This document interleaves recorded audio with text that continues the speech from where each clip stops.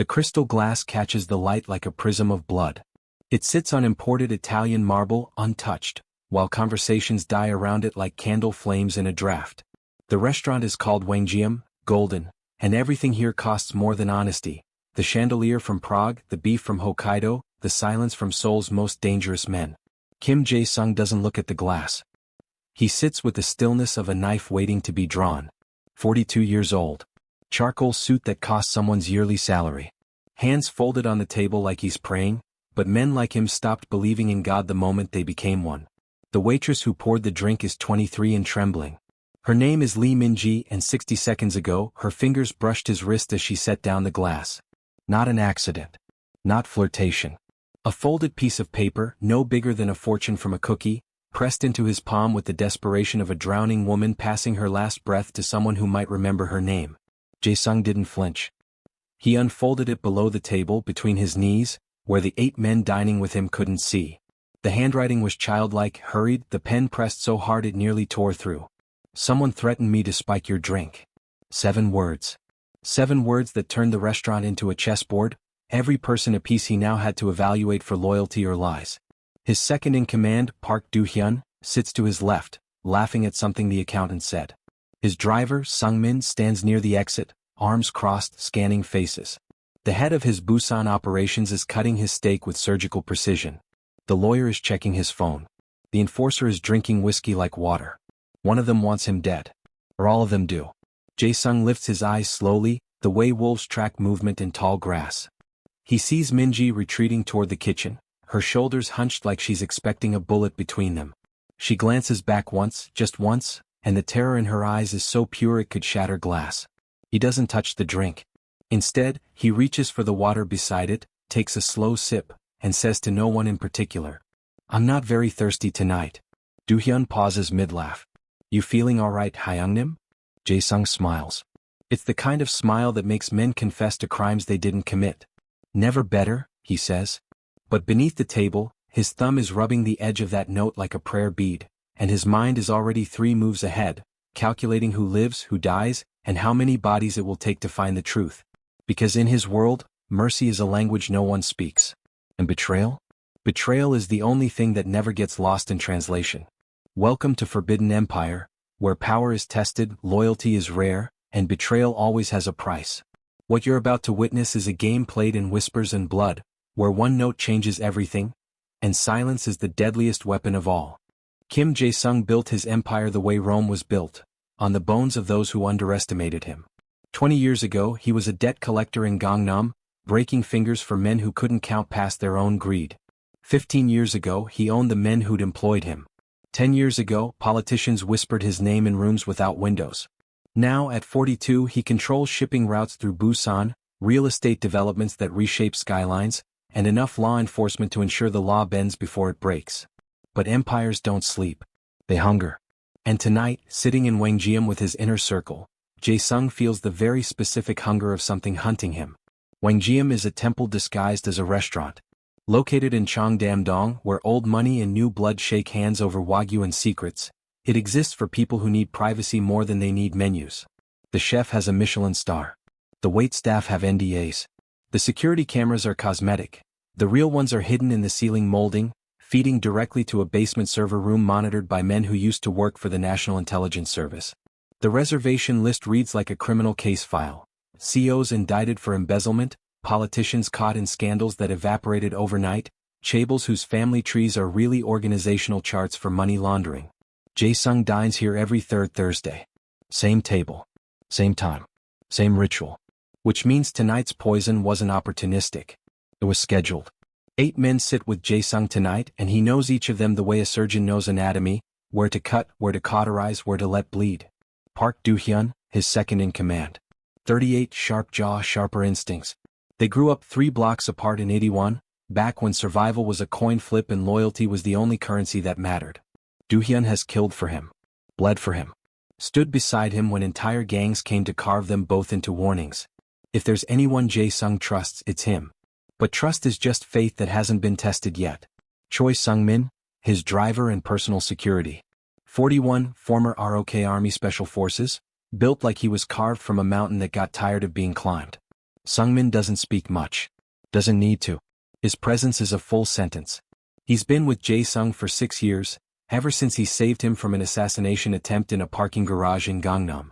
Sungmin took 2 bullets and returned 7. He's loyal the way dogs are loyal, completely without question until they're not. Han Kyung-soo, head of Busan operations. 52, gray at the temples, expensive watch, cheaper smile. Kyung-soo runs the ports, which means he runs the arteries through which everything illegal flows. Weapons from Eastern Europe, pharmaceuticals from China, girls from countries that don't ask questions when their daughters disappear. He's efficient, ruthless, and recently ambitious. Jae-sung has noticed the way Kyung-soo's eyes linger on things that don't belong to him. Young Min-woo the accountant. 34, wire-rimmed glasses, nervous hands, genius-level intellect hidden behind a face that looks like it apologizes for existing. Min-woo makes dirty money clean, then makes clean money invisible. He knows where everyone is buried, every shell corporation, every offshore account. If someone wanted to destroy Jae-sung's empire, they'd start by making Min-woo talk. Or disappear. Possibly both. Baek Ji-hoon, the enforcer. 36, scarred knuckles, dead eyes, the kind of man who makes violence look like meditation. Ji-hoon doesn't ask why. He asks how many and how quiet. He's been with the organization for 8 years, and in that time he's never hesitated, never questioned, never failed. He's also never smiled. Not once. Jae-sung sometimes wonders if Ji-hoon even has a soul, or if he sold it so long ago he forgot what it felt like to own one. Lee Sang-wook, the lawyer. 47, silver tongue, tailored suits, a man who could argue God out of heaven and make it sound reasonable. Sang-wook keeps Jae-sung out of courtrooms and coffins, navigating legal landmines with the grace of a dancer and the morals of a snake. He's connected to judges, prosecutors, legislators. He's also connected to Jae-sung's enemies because good lawyers don't take sides, they take retainers. Oh Tae-young, the strategist. 43, soft-spoken, calculating, the type who plays chess in his head while everyone else is still learning checkers. Tae-young plans operations, predicts rival movements, identifies weaknesses. He's been right about everything for 5 years. Everything. Which makes Jae-sung wonder if he's brilliant or if he's been writing the script all along. Yoon Jae-min, the fixer. 39, charming, charismatic, the kind of man who makes problems disappear by making people want to help him. Jae-min handles public relations, bribes, blackmail, anything that requires a smile instead of a gun. He's useful. Likeable even. And Jae-sung has learned that likable men are the most dangerous, because they're the hardest to suspect. 8 men. 8 potential knives aimed at his spine. Jae-sung doesn't touch the glass again. He lets it sit there, sweating condensation onto the marble, while the conversation flows around him like water around a stone. Do-hyun is telling a story about a deal gone wrong in Incheon. Kyung-soo is laughing too loud. Min-woo is scribbling notes on a napkin. Ji-hoon is watching the door. Normal. Everything is aggressively, meticulously normal. Which means someone is performing. Jae-sung reaches into his jacket pocket, slow enough that it looks casual, and retrieves his phone. He types a message under the table, one-handed, without looking. Test the whiskey glass on my table. Don't let anyone see you take it. He sends it to Kang Hae-jin, his head of security operations. A woman who runs his intelligence network from a penthouse in Gangnam and trusts no one, including him. If the drink is poisoned, she'll know within the hour. If it's not, then Minji is lying and he'll need to find out why a waitress would risk her life to play games with his. Either way, someone bleeds tonight. Lee Minji is 23 years old and has been working at Wangjiam for 8 months. She's good at her job. Invisible, efficient, the kind of server who refills glasses before they're empty and clears plates without disturbing conversation. She was hired because she had no criminal record, no debts, no connections to anyone who mattered. The restaurant runs background checks deeper than intelligence agencies. They don't hire people with pasts. Which makes her the perfect target. 3 days ago, a man approached her outside her apartment in Mapogu. He was average height, average build, wearing a black surgical mask and a baseball cap pulled low. He said her name. He said her mother's name. He said her younger brother's school, his homeroom teacher, the route he takes home every afternoon. Then he handed her a vial. Thursday night, he said. Kim Jae-sung's table. Pour him whiskey. Add this. If you refuse, your brother doesn't make it to Friday. She tried to scream. He covered her mouth with a gloved hand and whispered, if you tell anyone, police, your boss, even your mother, I'll know. And your brother dies slow. Then he was gone. She didn't sleep for 3 days. She considered running. Considered telling the police. considered drinking the poison herself just to make it stop. But then Thursday came. And when she saw Kim Jae-sung sit down at table 7, surrounded by men who looked like they'd been born holding knives, she realized something. If she poisoned him, they'd kill her. If she didn't poison him, the man in the mask would kill her brother. But if she warned him, maybe she'd survive long enough to beg. So she poured the drink. And she slipped the note. And now she's standing in the kitchen, hands shaking so badly she can't hold a tray, watching through the service window as Kim Jae-sung sits perfectly still, a predator deciding which direction to strike. She doesn't know if she just saved her life. Or ended it. Jae-sung's mind is a machine that never stops cataloging threats. He watches Do-hyun laugh, too natural or perfectly rehearsed. He watches Kyung-soo glance at his watch, impatience or timing something. He watches Min-woo scribble numbers, accounting or encoded messages. He watches Ji-hoon's stillness, readiness or anticipation. He watches Sang-wook check his phone, work or confirmation. He watches Taeyong's calm, strategy or certainty. He watches Jaemin's smile, charm or distraction. He watches Sungmin at the door, protection or containment. Every detail is a clue. Every gesture is evidence. And somewhere in this room, woven into the laughter and the small talk and the clinking of silverware, is the thread that will unravel into blood. Jae-sung lifts his water glass and takes another sip. "Gentlemen," he says quietly. The table goes silent. 8 pairs of eyes turn to him. He smiles. "I think tonight is going to be very interesting." Do-hyun leans forward. "Something wrong, Hyungnim?" "Not at all," Jae-sung says. "Just a feeling." "A feeling?" Kyung-soo asks, skeptical. Jae-sung's smile doesn't reach his eyes. "The kind that keeps men like us alive." He stands. The entire restaurant seems to hold its breath. "I need some air," he says. "Do-hyun, walk with me." Do-hyun rises immediately, loyal as always, and follows Jae-sung toward the private exit that leads to the rooftop terrace. Sungmin moves to follow, but Jae-sung raises a hand. "Stay with them," he says. Sungmin hesitates, a fraction of a second, barely perceptible, then nods. Jae-sung notes it. Everyone hesitates tonight. Seoul sprawls beneath them like a circuit board of light and shadow. The terrace is empty, private, designed for conversations that can't happen inside rooms with ears. Jae-sung walks to the edge, hands in his pockets, breathing the cold November air. Do-hyun stands beside him, waiting. "Someone tried to kill me tonight," Jae-sung says. Do-hyun's expression doesn't change. "How do you know?" Jae-sung pulls out the note and hands it to him. Do-hyun reads it. His jaw tightens. "The waitress." "The waitress," Jae-sung confirms. "Someone threatened her. Made her spike my drink." "Did you drink it?" "No." "Good." Do-hyun crumples the note in his fist.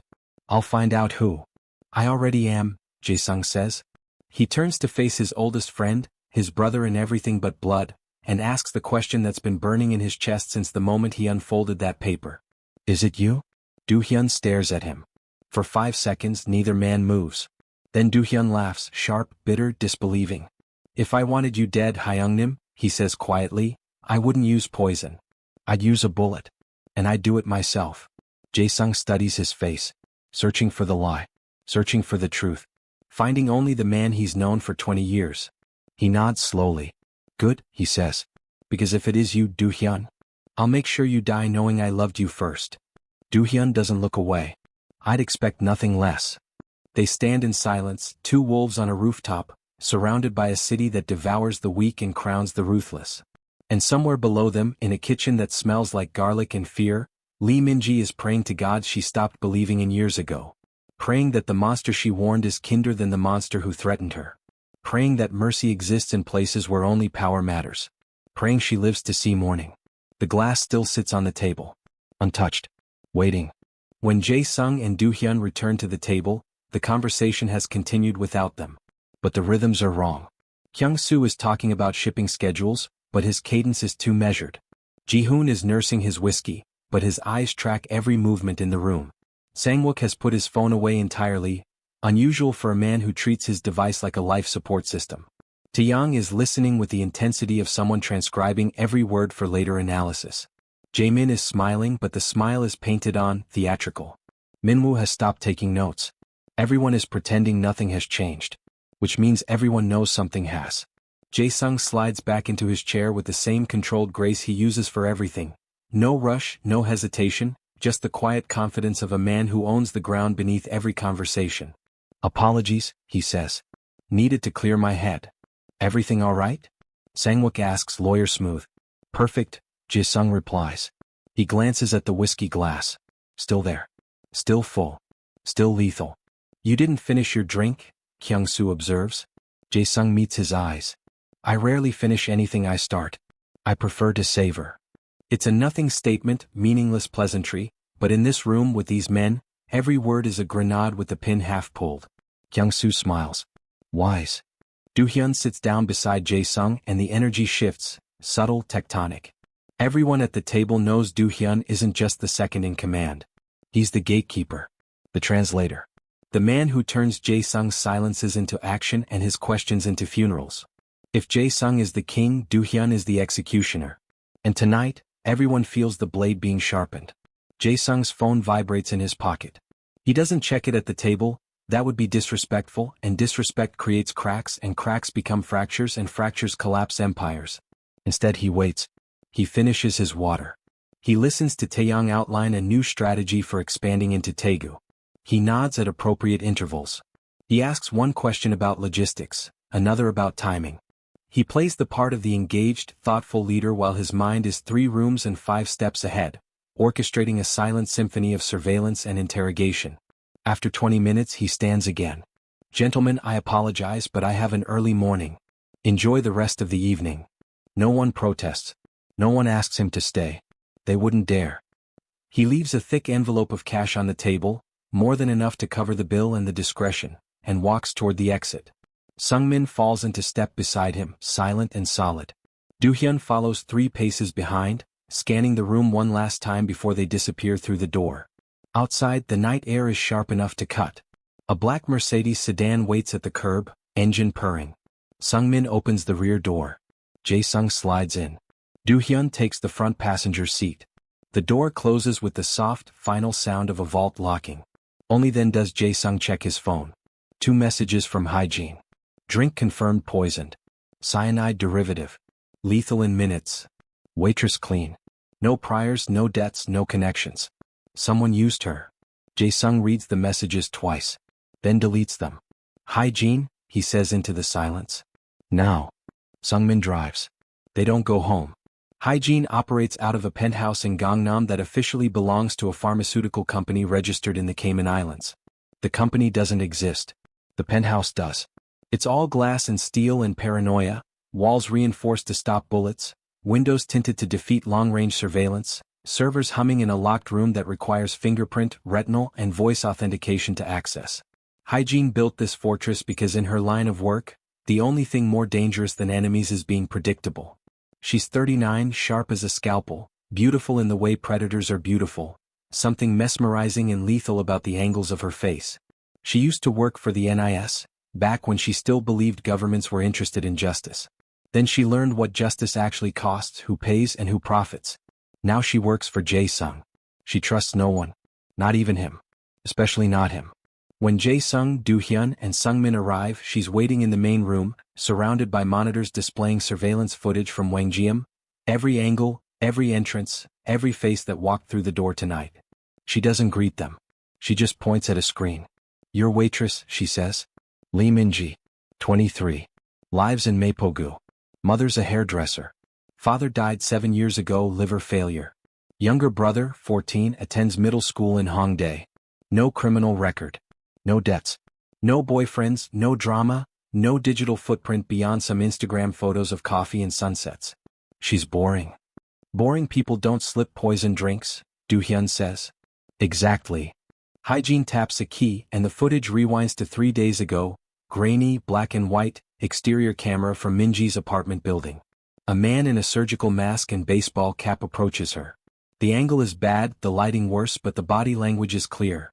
Threat, compliance, terror. He approached her Monday night, Hygiene continues. 11:47 p.m. Conversation lasted 90 seconds. He handed her something small, vile, presumably, then disappeared. I've run facial recognition on what little we can see. Nothing. Check transit cameras, traffic cams, CCTV from surrounding blocks. He's a ghost. Professional, Jae-sung says quietly. Very. Hygiene switches to another screen. Chemical analysis, molecular structure, toxicology report. The poison is custom. Not something you buy. Not something you make in a kitchen. This required a chemist, resources, access to compounds most hospitals don't stock. Whoever ordered this wasn't playing. They wanted you dead and they wanted it to look natural. Heart attack, stroke, something explainable. Jae-sung stares at the molecular diagram like it's a confession written in a language only killers speak. How many people know I drink whiskey at Wangjiam? He asks. Everyone, Do-hyun says grimly. It's not a secret. You've been going there every third Thursday for 2 years.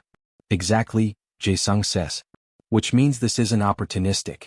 It's intimate. Someone who knows my habits. Someone who had time to plan, to acquire the poison, to identify a vulnerable target to coerce. He turns to Hygiene. The waitress. Where is she now? Home. Terrified. I have 2 people watching her building. If anyone approaches her again, we'll know. Good. I want to talk to her. When?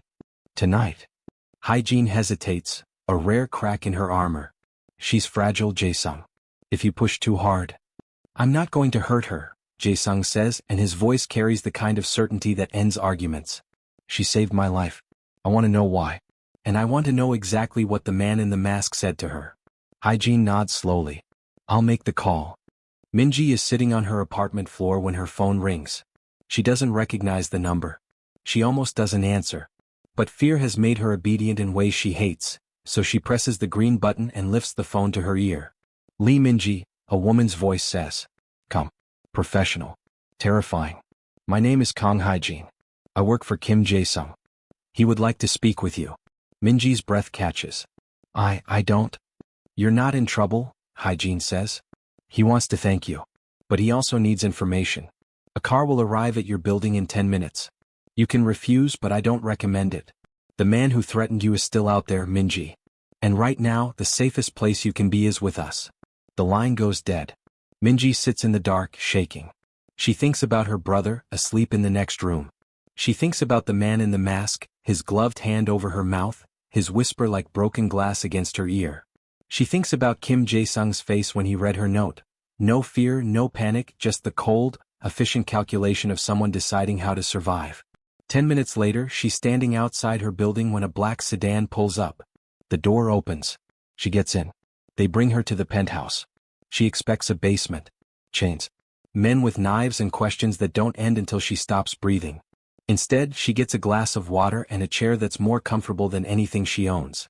Jae-sung sits across from her, hands folded, expression unreadable. Hygiene stands near the window. Do-hyun leans against the wall, arms crossed. Sungmin is by the door, silent. Minji feels like a mouse in a room full of cats who haven't decided if they're hungry. Thank you for coming, Jae-sung says. His voice is gentle. It's the last thing she expected, and it throws her completely off balance. I didn't have a choice, she whispers. You did, Jae-sung corrects. You could have refused. You could have run. You could have poisoned me and hoped for the best. But you didn't. You warned me. Why? Minji's hands twist in her lap. Because I didn't want to be a murderer. Even if it cost you everything? She looks up at him, eyes wet, voice breaking. He said he'd kill my brother. He knew his name. His school. His teacher. He knew everything and she chokes on the words. I didn't know what to do. I thought maybe if I warned you you'd save you, Jae-sung finishes. She nods miserably. Jae-sung leans forward, elbows on his knees, and when he speaks, his voice is softer than she thought men like him were capable of. You were smart, he says. Brave even. Most people would have chosen themselves. You chose honesty. That matters. Minji blinks, stunned. You're not going to kill me? No. Jae-sung glances at Hygiene. Show her. Hygiene taps her tablet, and a photograph appears on the wall-mounted screen. Minji's brother, safe at home, 2 of Hygiene's people stationed discreetly outside. We've been protecting him since you left your apartment, Hygiene says. He's safe. You're safe. But we need your help. Minji's relief is so intense it nearly knocks her sideways. Anything. Jae-sung pulls out his phone and shows her a series of photos. The 8 men from dinner tonight. Have you ever seen any of these men before? At the restaurant, outside it, anywhere? Minji studies each face carefully. Him, she says, pointing at one. Jae-sung's pulse spikes, but his expression stays neutral. When? Last week. He was sitting at the bar alone. He asked me about the reservation system, how it works, who books the private tables. I thought he was just curious. What did you tell him? Just that certain clients have standing reservations. Nothing specific. Did he ask about me? Minji hesitates. Not by name. But he asked about table 7. Who sits there? How often? Jae-sung's jaw tightens. The man she pointed to is Oh Tae-young. The strategist. The one who's been right about everything for 5 years. After Minji is taken to a secure location, a quiet hotel in Gangnam with round-the-clock protection, Jae-sung, Do-hyun, Hyejin, and Sung-min reconvene. Tae-young, Do-hyun says, voice flat. You sure? She's sure, Hyejin says. And it fits. He'd know your patterns better than anyone. He plans everything. Jae-sung stands at the window, staring out at Seoul's endless sprawl of light. Tae-young's been with me for 5 years, he says quietly. Every operation he's touched has succeeded. Every prediction he's made has been accurate. He's made me millions. Saved me from mistakes I didn't even know I was making. Which makes him the perfect traitor, Hyejin says. He's close enough to know your vulnerabilities. Trusted enough that no one suspects him. Smart enough to play the long game. Or, Sung-min says from the door, someone's setting him up. Everyone turns. Sung-min doesn't speak often, but when he does, people listen. If I wanted to kill you and frame someone else, Sung-min continues, I'd choose the smartest person in the room. Make it look like a power play. Use his intelligence against him. Jae-sung considers this. Possible, he admits. But unlikely. Minji identified him independently. She has no reason to lie. Unless someone told her what to say, Sung-min counters. Do-hyun shakes his head. You saw her. That wasn't performance. That was terror. Terror can be taught, Sung-min says quietly. The room falls silent. Jae-sung turns from the window. We don't move yet, he decides. We watch. We wait. We let Tae-young think I suspect nothing. Meanwhile, Hyejin, I want every communication he's made in the last 6 months. Calls, emails, texts. I want his financials. His travel. His breathing patterns if you can get them. Hyejin nods. It'll take time. We have time, Jae-sung says. Because whoever tried to kill me tonight thinks they failed quietly. They don't know about the note. They don't know I'm investigating. As far as they're concerned, I just wasn't thirsty. He looks at each of them in turn. We keep this contained. No one outside this room knows. We continue business as usual. And when we have proof, absolute, undeniable proof, we move. Not before. And if Tae-young tries again? Do-hyun asks. Jae-sung's smile is colder than the November air outside. Then we won't need proof. The next morning, Jae-sung calls a meeting. All 8 men from last night's dinner are present, seated around a conference table in a glass-walled office in Gangnam. Outside, the city churns with traffic and ambition. Inside, the air is thick with the unspoken. Jae-sung enters last as always. He's wearing a navy suit, no tie, looking rested and unbothered. Gentlemen, he says, taking his seat at the head of the table. Thank you for coming on short notice. Of course, Hyungnim, Kyung-soo says. What's this about? Expansion, Jae-sung says smoothly. Hyejin's intelligence suggests an opportunity in Gwangju. Tae-young, I want you to run point on strategy. Tae-young nods, expression neutral. Absolutely. What's the timeline? 2 weeks for preliminary analysis. Then we move. They spend the next hour discussing logistics, resources, risk assessment. Tae-young contributes thoughtfully, precisely, just like always. There's no hesitation, no nervousness, no sign that he's anything other than the brilliant strategist he's always been. If he tried to kill Jae-sung last night, he's the best actor in Seoul. Or the most dangerous. When the meeting ends, Jae-sung asks Tae-young to stay behind. The others file out. The door closes. It's just the two of them. Jae-sung walks to the window, hands in his pockets, casual. You've been with me for 5 years, he says. Yes, Hyungnim. In that time, have I ever doubted you? Tae-young hesitates just for a heartbeat. No. Good. Jae-sung turns to face him. Then I need you to do something for me. Something that requires absolute trust. Anything. Jae-sung steps closer. Close enough to see the micro-movements in Tae-young's eyes. Close enough to smell the faint trace of cologne. Close enough to kill him if necessary. I need you to find out who's trying to kill me, Jae-sung says quietly. Tae-young's expression doesn't change. Not even a flicker. Someone's trying to kill you? Yes. When? Recently. Do you have any leads? Jae-sung smiles. That's what I need you for. You're the best strategist I have. If someone's planning a move against me, you'll see the patterns before anyone else. Taeyang nods slowly.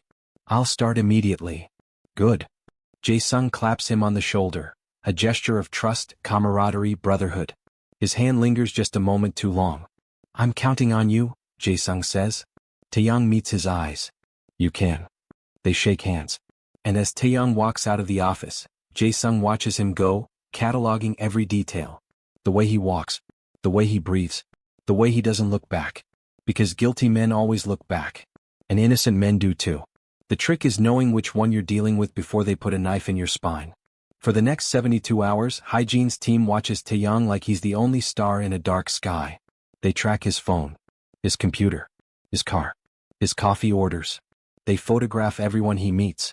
They record every conversation they can intercept.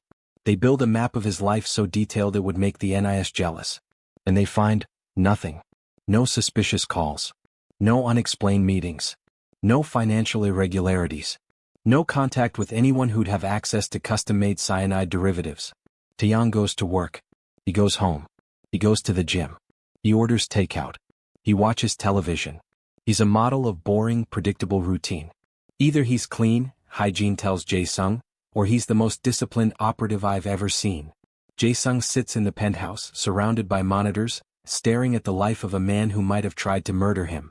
Keep watching, he says. How long? Until he makes a mistake. And if he doesn't? Jae-sung's eyes don't leave the screen.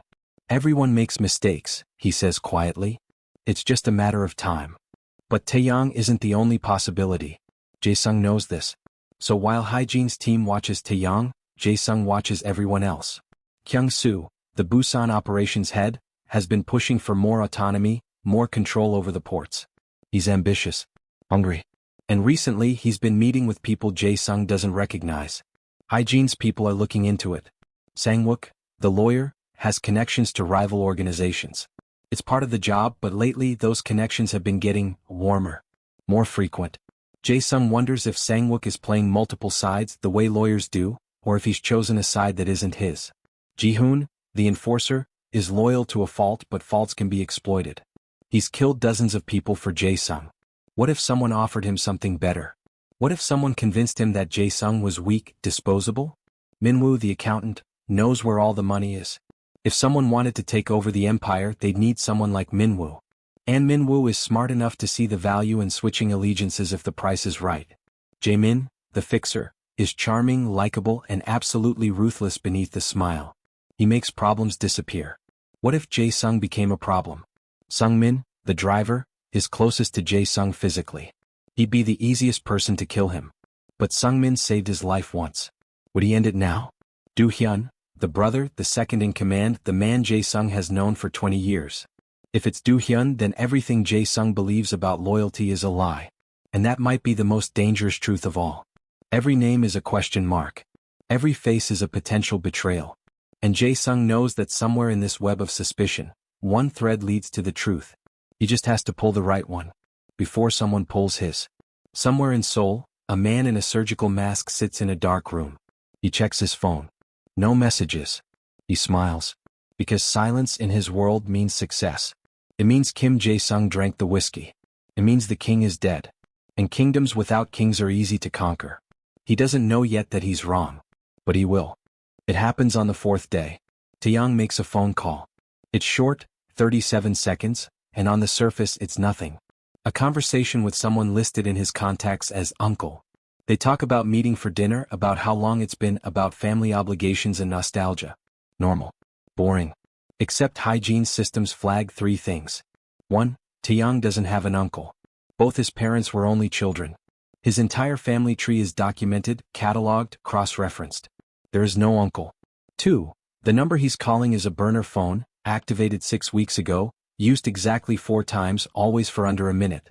3. The cell tower that picked up the call is in Yongsan-gu, near the old train station, a neighborhood known for exactly 2 things. Military surplus shops and people who don't want to be found. Hygiene brings this to Jae-sung at 2 in the morning. He's awake because men like him don't sleep when their empires are under siege. This is it, Hygiene says, pulling up the call data on her tablet. This is the crack. Jae-sung studies the information with the focus of a surgeon examining an X-ray. Can you trace the burner? Already did. It's registered to a shell company in Busan. 3 layers deep, but I broke through. The company is owned by a man named Choi Dong-min. The name lands like a stone in deep water. Jae-sung's expression doesn't change, but Do-hyun, standing nearby, goes very still. Choi Dong-min, Do-hyun says slowly, runs the Houndy crew.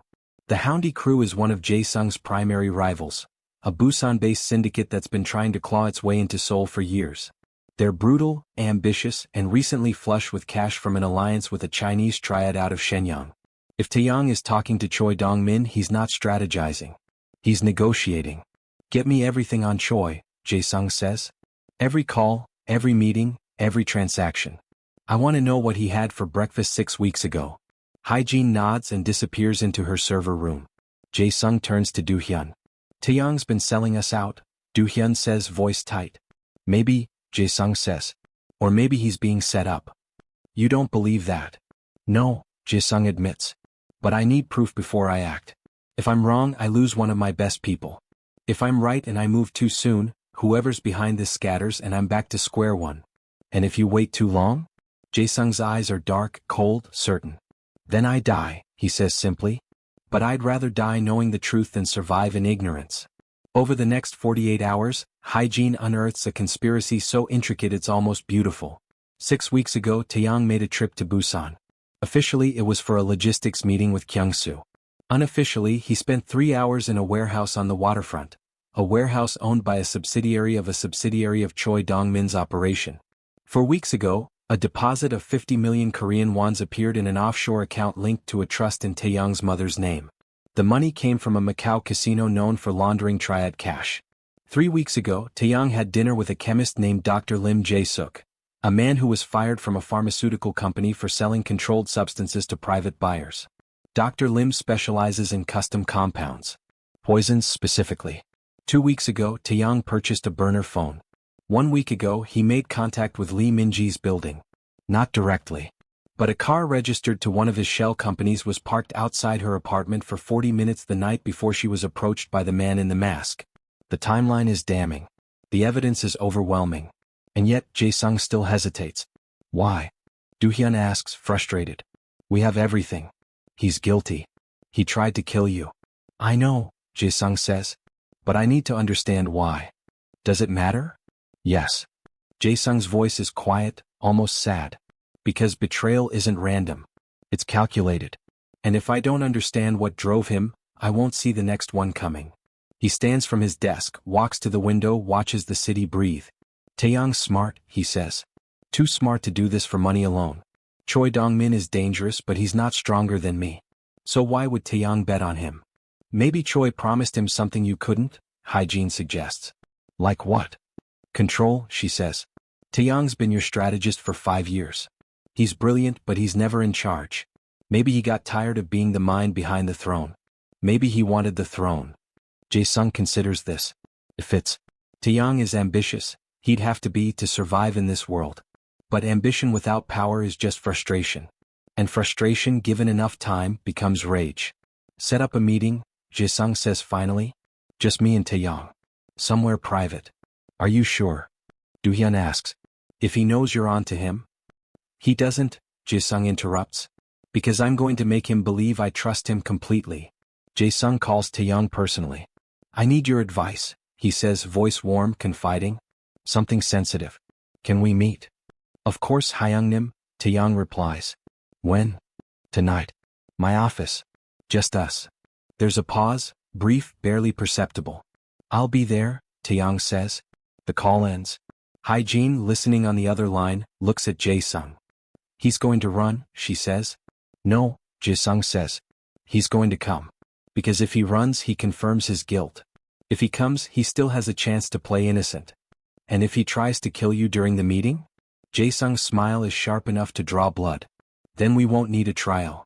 Taeyang arrives at 8 p.m. The office is empty except for Jae-sung. No guards. No cameras. Just 2 men and the weight of everything unsaid between them. Sit, Jae-sung says, gesturing to the chair across from his desk. Taeyang sits. He's calm. Too calm. Jae-sung pours 2 glasses of whiskey from a decanter on his desk. He slides one across to Taeyang. To loyalty, Jae-sung says, raising his glass. Taeyang raises his. They drink. Jae-sung watches Taeyang's throat work as he swallows. Watches for hesitation. For fear. For anything. Taeyang sets down his glass and waits. I need you to be honest with me, Jae-sung says. Always, Hyungnim. Are you trying to kill me? The question hangs in the air like smoke. Taeyang's expression doesn't change. No, he says. Are you working with Choi Dongmin? A flicker. Barely visible. But there. No, Taeyang says again. Jae-sung leans back in his chair. I want to believe you, he says. I really do. Because you're brilliant, Taeyang. You've made me more successful than I could have been without you. You've saved me from mistakes. Helped me build something that will outlast both of us. Taeyang nods slowly. That's all I've ever wanted, Hyungnim. To serve you. Then explain this. Jae-sung slides a folder across the desk. Taeyang opens it. Inside, photographs of the warehouse meeting. Bank records. The chemist. The burner phone. Minji's building. Every piece of evidence laid out like a prosecutor's case. Taeyang stares at the documents. For 10 seconds he says nothing. Then he closes the folder. Looks up. And smiles. You were always going to figure it out, he says quietly. I knew that. I just hoped I'd have more time. Jae-sung's expression doesn't change, but his hands tighten slightly on the armrests of his chair. Why, he asks. Taeyang leans back, still smiling, like a man who's been carrying a secret so long that releasing it feels like relief. Because you're the ceiling, he says. You're the limit. 5 years I've worked for you, and every plan I make, every strategy one design, it all ends with the same conclusion. You're in charge and I'm not. Do you know what that feels like? To be smarter than the king but never allowed to wear the crown. So it's ego, Jae-sung says flatly. No, Taeyang counters. It's inevitability. This organization is built on your reputation, your fear, your control. But empires don't last forever, Hyungnim. You taught me that. And when yours falls, and it will, I wanted to make sure I wasn't buried under the rubble. So you chose Choi Dongmin. I chose survival, Taeyang corrects. Choi offered me partnership. Not servitude. Not the role of loyal dog waiting for scraps. He offered me half of Seoul if I helped him take you down. And you believed him, Jae-sung says, almost pitying. I believed myself, Taeyang says. I knew I could outmaneuver you. Poison you quietly. Make it look natural. Choi would take over your territory, I'd take over his strategy, and we'd build something bigger than what you ever could. Except I didn't drink the whiskey. Taeyang's smile fades slightly. No, he admits. You didn't. Jae-sung stands slowly, walks around the desk, leans against it, arms crossed. You made 3 mistakes, he says. Taeyang raises an eyebrow. Only 3. First, Jae-sung continues, you underestimated the waitress. You thought fear would keep her obedient. But fear makes people desperate, and desperate people do unpredictable things. Like warn the person they're supposed to kill. Taeyang nods slowly, conceding the point. Second, Jae-sung says, you trusted Choi Dongmin. A man who's built his empire on betrayal. If he betrayed his own people to get where he is, why wouldn't he betray you? And third, Taeyang asks. Jae-sung leans in close, voice dropping to something quiet and lethal. You forgot who I am. Taeyang's smile disappears completely. Jae-sung straightens, pulls out his phone and sends a single message. The door opens. Do-hyun, Hae-jin and Sungmin enter. Taeyang looks at them, then back at Jae-sung. It didn't have to be like this, Jae-sung says. If you'd come to me, if you told me you wanted more, I would have made room. I would have given you responsibility, authority, a future. But you chose betrayal. You chose poison. And now, he gestures to Do-hyun. Now you don't get a choice at all. Do-hyun steps forward, and Taeyang stands, hands raised in a gesture that's half surrender, half defiance. You're going to kill me, Taeyang says. Yes, Jae-sung says. Here? No. That would be disrespectful to my office. Taeyang almost laughs. You're a monster, you know that. I'm the monster you created, Jae-sung replies. Every strategy you gave me, every ruthless decision you advised, every time you told me mercy was weakness, this is the result. You built this version of me, Taeyang. Don't act surprised when it destroys you. Taeyang has nothing to say to that. Because it's true. Sungmin takes him by the arm, firm, not cruel, and leads him toward the door. Before he leaves, Taeyang looks back one last time. I really did admire you, he says quietly. Jae-sung meets his eyes. I know, he says. That's the tragedy. The door closes. And Taeyang is gone.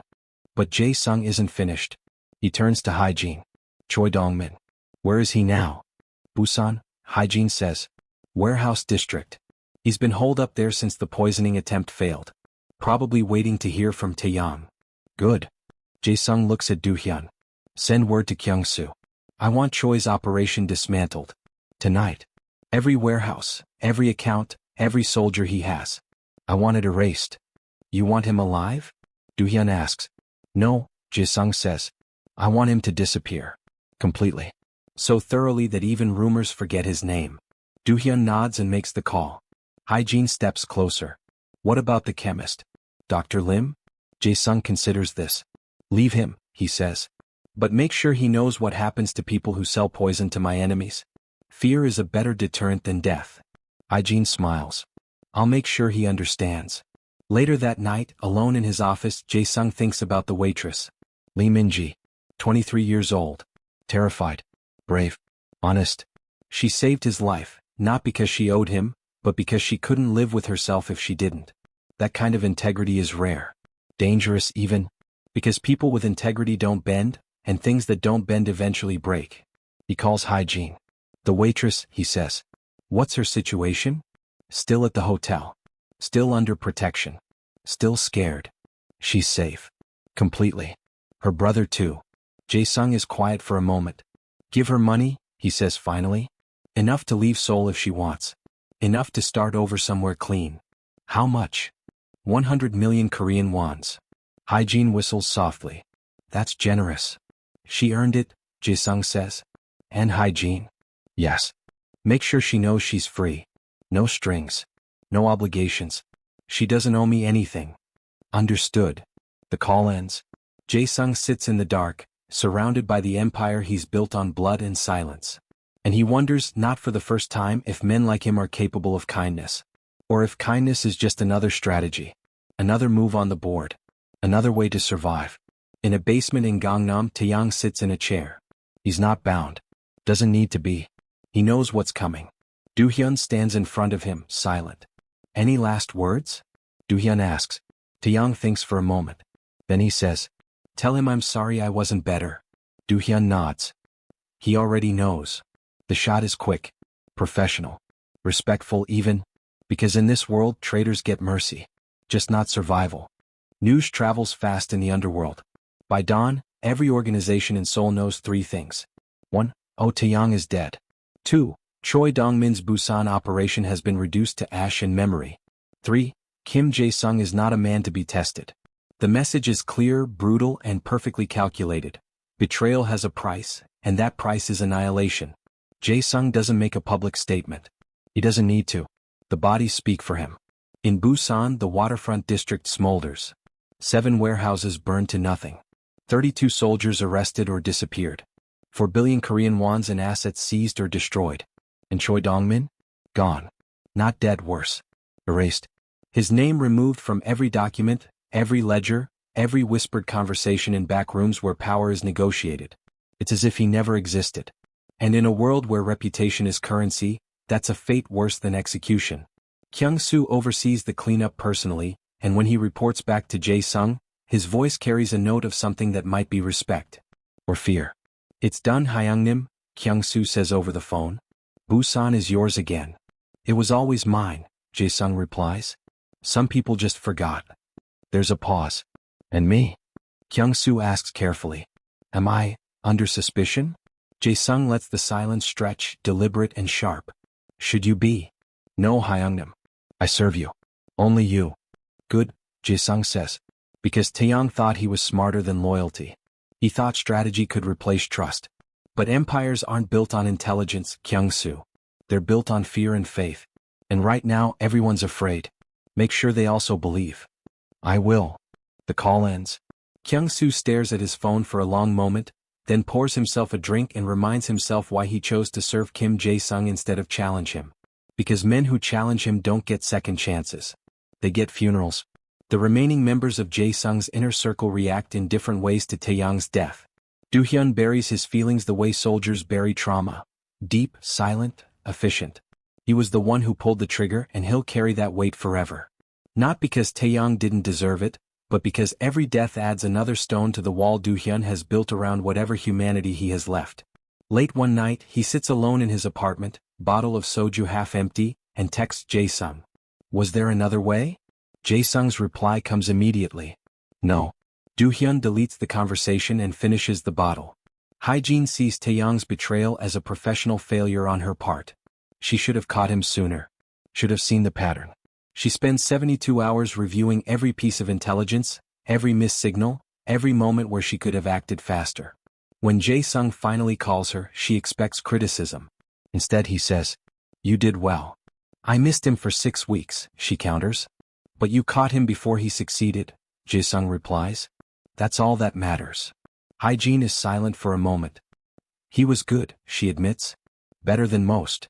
That's why he got as close as he did," Jae-sung says. "And that's why we can never let anyone that good get that close again." Hae-jin nods to herself. Understood. She upgrades every security protocol.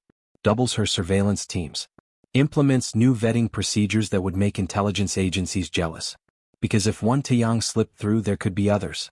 And she refuses to let it happen again. Sungmin says nothing about Taeyong's death. But the day after, he requests a private meeting with Jae-sung. They meet on the same rooftop terrace where Jae-sung first confronted Do-hyun, surrounded by Seoul's glittering indifference. "I need to tell you something," Sungmin says. Jae-sung waits. 2 months ago, Taeyong approached me," Sungmin continues. "Asked if I'd be interested in opportunities outside your organization. I told him no. Told him I wasn't interested. But I didn't tell you." Jae-sung's expression doesn't change, but the air between them sharpens. "Why not?" he asks. "Because I thought it was hypothetical," Sungmin says. "A test of loyalty, maybe? Something you'd ordered him to do. I didn't think he was serious. And now I know I should have said something immediately." Sungmin meets Jae-sung's eyes. "I failed you." Jae-sung studies him for a long moment.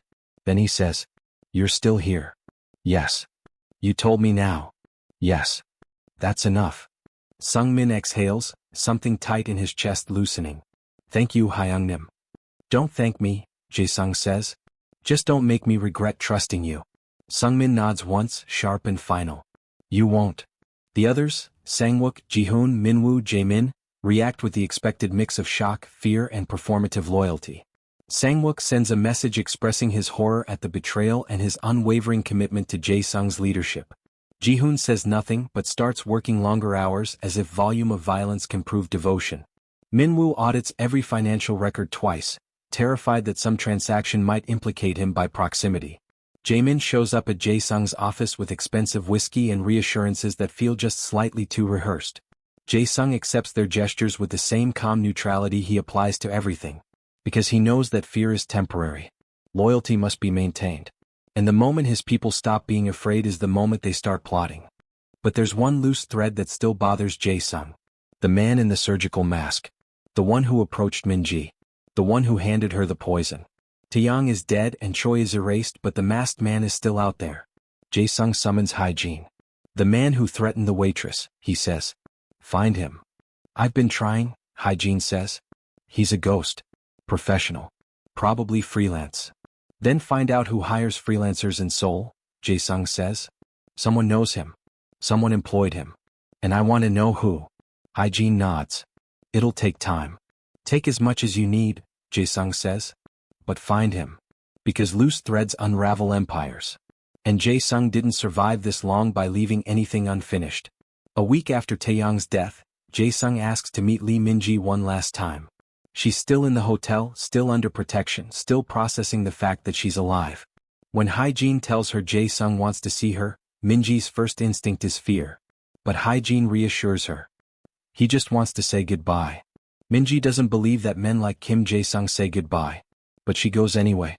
Because refusing him seems more dangerous than meeting him. They meet in a quiet cafe in Samcheong-dong, far from the usual places of power and violence. It's early morning and the cafe is nearly empty, just them, the barista, and the soft sound of jazz playing from hidden speakers. Jae-sung is already seated when Minji arrives.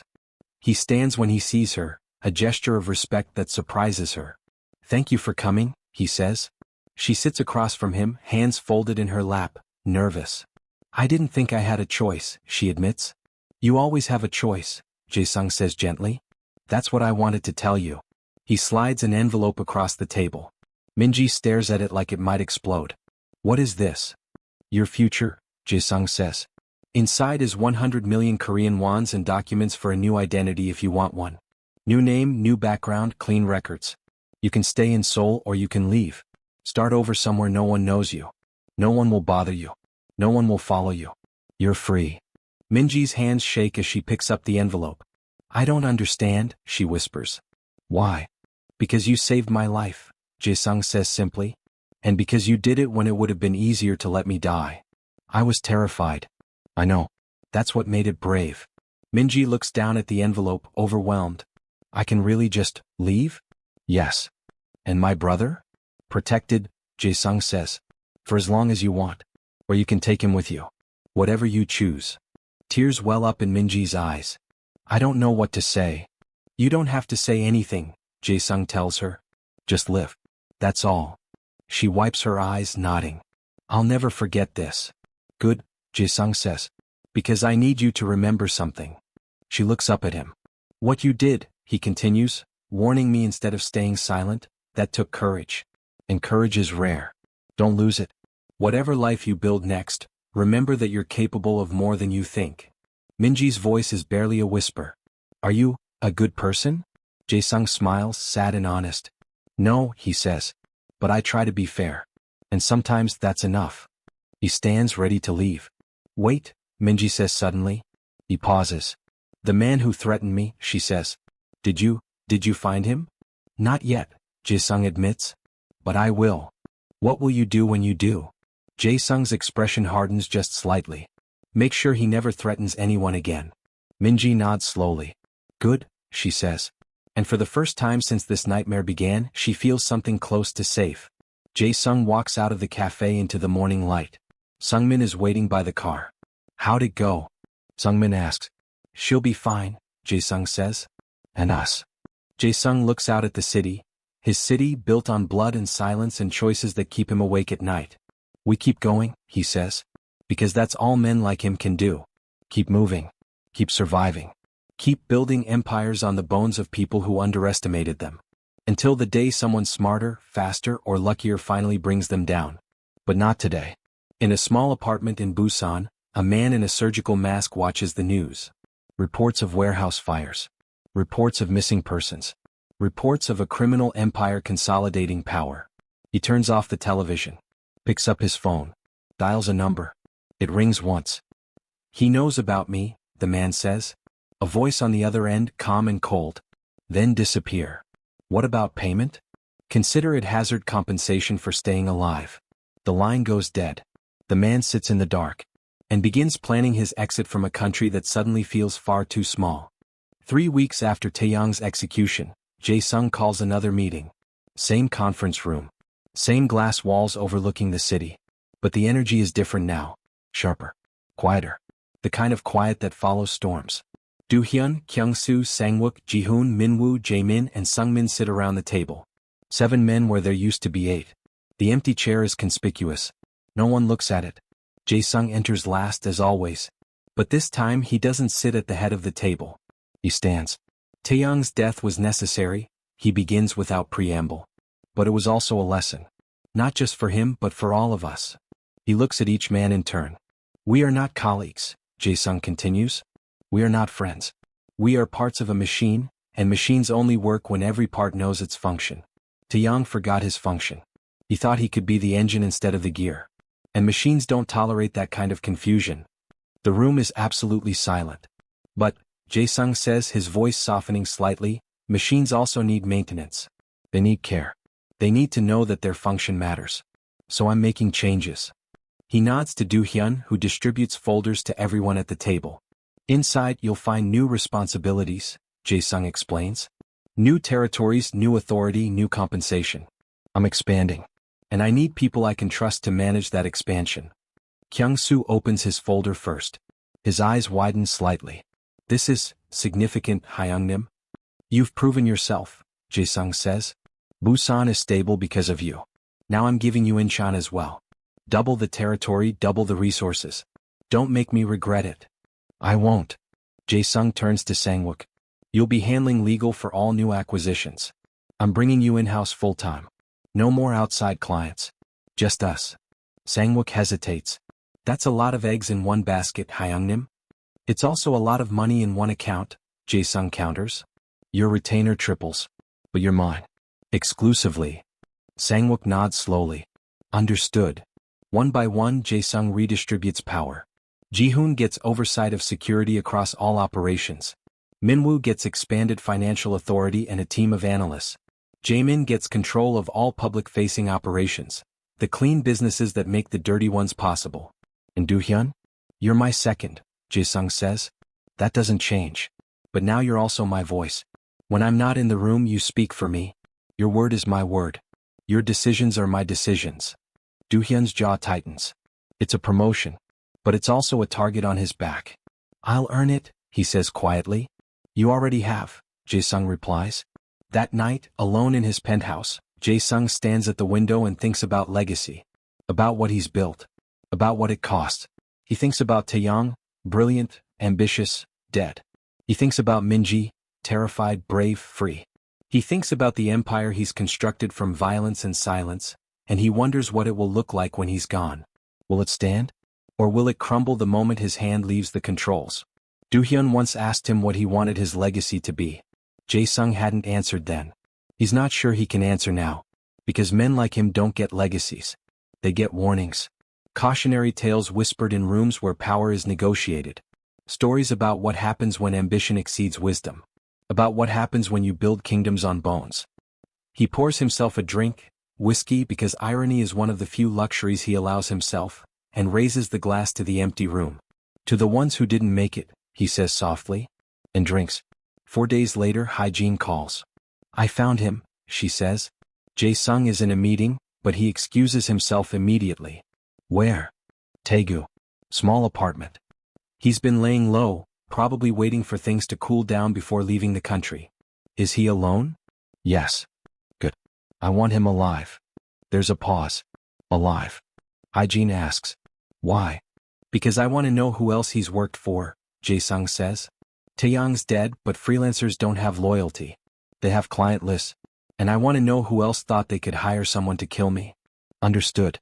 When do you want to move? Tonight. The operation is surgical. No drama. No firefight. Just Hygiene's team moving through the night like shadows, surrounding the apartment, cutting off exits, leaving the man in the surgical mask with exactly one choice. Surrender. He's smart enough to take it. When they bring him to Jae-sung, to a secure location far from prying eyes and inconvenient witnesses, the man is calm. Eerily so. He's in his 40s, average height, average build, the kind of face that disappears in crowds. The kind of man you'd pass on the street and never remember. Perfect for his line of work. Jae-sung sits across from him in a windowless room. No restraints. No weapons visible. Just two men and a conversation that will determine whether one of them leaves alive. What's your name? Jae-sung asks. Does it matter? Not really. But I prefer to know who I'm talking to. The man considers this. Kim Sang-ho, he says finally. Is that real? Does it matter? Sang-ho repeats. Jae-sung almost smiles. Fair enough. He leans back in his chair. You threatened a waitress. Gave her poison. Told her to kill me. I was paid to. By Taeyong. And others. Jae-sung's attention sharpens. Others? Sang-ho nods. Taeyong was the client for your job. But I've worked for 7 different organizations in Seoul over the past 3 years. You want names? Very much. What do I get in return? Jae-sung studies him. Your life. And if I refuse? You don't get your life. Sang-ho laughs, a dry, humorless sound. You're refreshingly direct. I don't have time for theater, Jae-sung says. Give me the names and I'll let you leave Korea. Clean papers, clean exit. You disappear and we never speak again. And if I give you the names and you kill me anyway? Then you die knowing you tried, Jae-sung says. But I'm offering you a deal. Take it or don't. Either way, we're done talking in 5 minutes. Sang-ho is silent for a long moment. Then he says, I want the deal in writing. Jae-sung pulls out a pen and paper, writes a single sentence, signs it and slides it across. Sang-ho reads it. Kim Sang-ho will be allowed to leave South Korea alive in exchange for full disclosure of all clients and contracts from the past 3 years. Kim Jae-sung. It's absurd. A piece of paper means nothing in their world. But sometimes symbols matter. Sang-ho picks up the pen and starts writing names. 7 names. 3 of them are rivals Jae-sung already knew about. 2 are politicians hedging their bets. 1 is a chaebol heir trying to eliminate competition. And 1 is a name Jae-sung didn't expect. Han Kyung-soo. Head of Busan operations. The man he just promoted. The man he just trusted with Incheon. Jae-sung stares at the name. Then looks up at Sang-ho. When did Kyung-soo hire you? 6 months ago, Sang-ho says. Before Taeyong. Wanted me to surveillance your routines, document your movements. Said it was for security purposes. And you believe that? Sang-ho shrugs. I'm paid to do jobs, not ask questions. Did you report to him? Twice. Send him detailed logs of your schedule. Jae-sung's mind races. 6 months ago. Kyung-soo hired surveillance. 3 months later, Taeyong started planning the poisoning. And Taeyong would have needed detailed intelligence to pull it off. Intelligence that Kyung-soo provided. They were working together, Jae-sung says quietly. Sang-ho nods. That'd be my guess. I don't know for sure. But the timing fits.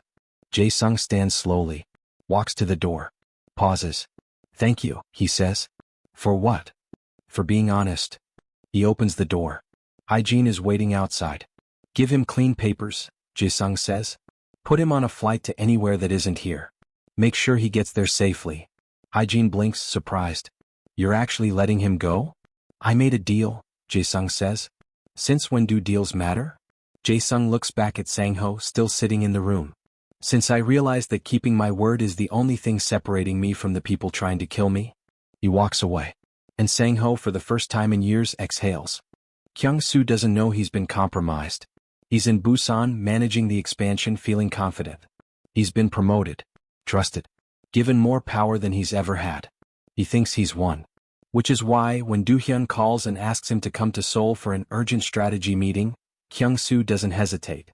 He arrives the next morning. Walks into the same office where Taeyong confessed. And sees Jae-sung waiting. Alone. Hyungnim, Kyung-soo says smiling. What's so urgent? Jae-sung gestures to the chair. Sit. Kyung-soo sits. Jae-sung slides a folder across the desk. Inside, surveillance logs. Financial transfers. Communications with Sang-ho. And a single photograph of Kyung-soo and Taeyong meeting in a warehouse 2 months ago. Kyung-soo stares at the evidence. His smile disappears. I can explain. No, Jae-sung interrupts. You can't. Kyung-soo's hands clench. It wasn't supposed to happen like this. How was it supposed to happen? You were supposed to die, Kyung-soo says, voice tight. Quietly. Peacefully. And then Taeyong and I would take over. Split the empire. No war. No chaos. Just a transition. And you thought I wouldn't find out? We thought you'd be dead, Kyung-soo snaps. We thought the waitress would do her job. We thought. He stops. Realizes what he's just admitted. Jae-sung stands. You've been with me for 8 years, he says quietly. I trusted you with Busan. I just gave you Incheon. And you repay me with poison. You didn't give me anything, Kyung-soo says bitterly. I earned Busan. I bled for it. And you treated me like a servant. Like I was lucky to be in your presence. You were, Jae-sung says. Fuck you. The words hang in the air. Jae-sung smiles, cold, final. You're right about one thing, he says. You did earn Busan. And now you're going to give it back. Do-hyun enters from a side door.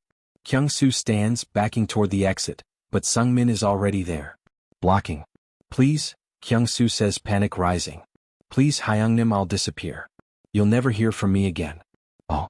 You'll die, Jae-sung says simply. Because that's what happens to people who betray me twice. Twice.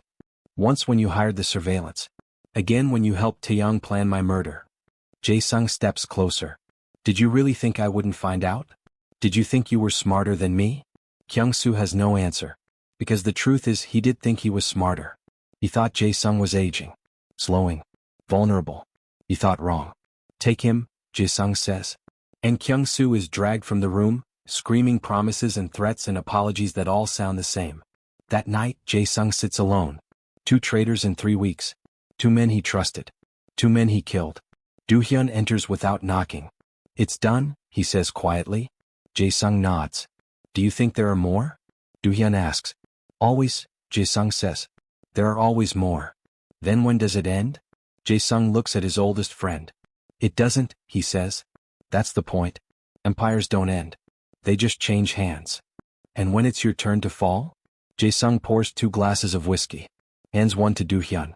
Then I hope whoever kills me is better than I am, he says. Because that's the only way this world improves. They drink in silence. 2 wolves who've survived every hunt, knowing the next one is always coming. 1 week later Minji calls. Jae-sung is surprised to hear from her. Is everything all right? He asks. Yes, she says. I wanted to say thank you. Properly. I'm leaving tomorrow. Taking my brother. Starting over. Where? I don't think I should tell you, she says, and there's a smile in her voice. Jae-sung laughs softly. Smart. I learned from the best. There's a pause. Can I ask you something?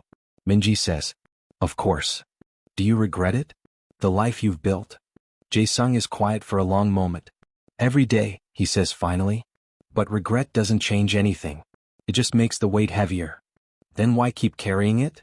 Because someone has to, Jae-sung says. And I'm the only one strong enough. Minji is silent. Then she says softly. I hope you find peace someday. I hope you find safety, Jae-sung replies. Goodbye, Mr. Kim. Goodbye, Minji. The line goes dead. Jae-sung sets down the phone and stares out at Seoul. His city.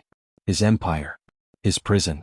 And he wonders, not for the first time, if freedom is something men like him are even capable of wanting. Or if they've been trapped so long they've forgotten what it looks like. Epilogue, 6 months later. The restaurant is called Wangjiam. The table is table 7. The time is 8 p.m. on a Thursday. Kim Jae-sung sits with his inner circle. Do-hyun, Sang-wook, Ji-hoon, Min-woo, Jae-min and Sung-min. 6 men. No empty chairs. A waitress pours whiskey.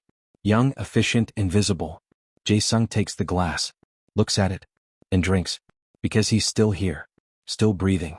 Still building. And somewhere across the city, in a small apartment that no one knows about, Lee Min-ji sits with her brother and watches a movie, laughing at something simple and safe. She doesn't think about Kim Jae-sung.